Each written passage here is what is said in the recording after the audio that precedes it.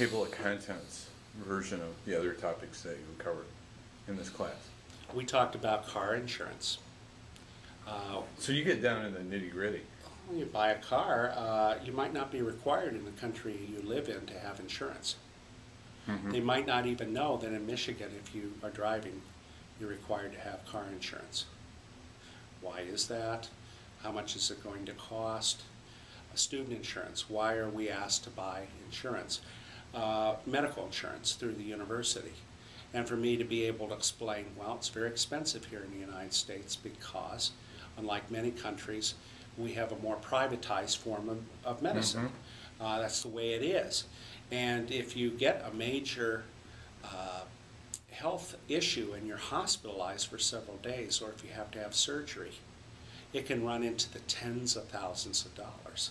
Mm-hmm. So by buying this insurance that the university affords you at a fairly reasonable rate, it may seem like a lot of money, but if you were to compare that to what you would have to pay if you were hospitalized here, if your spouse had a child, or if you had appendicitis, you would find out very fast how important that insurance is. I mean, those are some of the things that it's very important to talk about.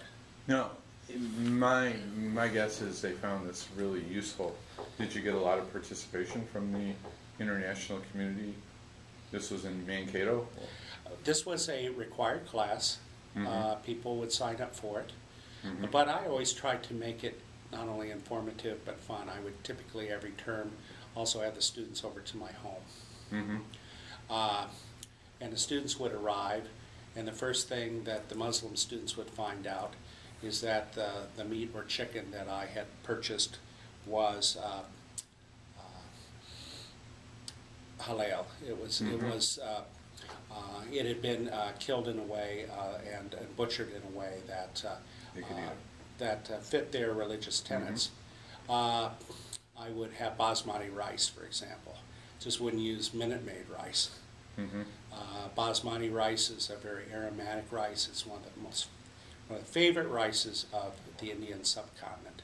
But Africans know about it. People from the Middle East know about it.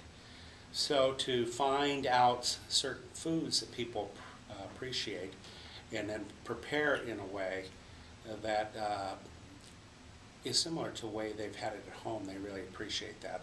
I was the advisor to the African Student Association back in Mankato, and every year I used to have a couple goats butchered. Mm-hmm. And I would have the meat cut up into steaks and things like that, but I would also have a lot of the meat cubed, and we did meat on a stick, which is a popular African way of doing goat. Mm-hmm.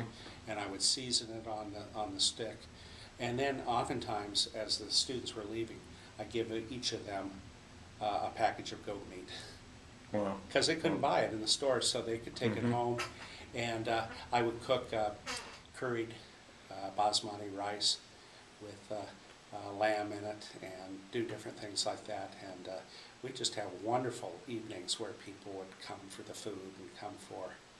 People certainly want to try American food, but you know, there's no reason why you can't be a little creative sometimes.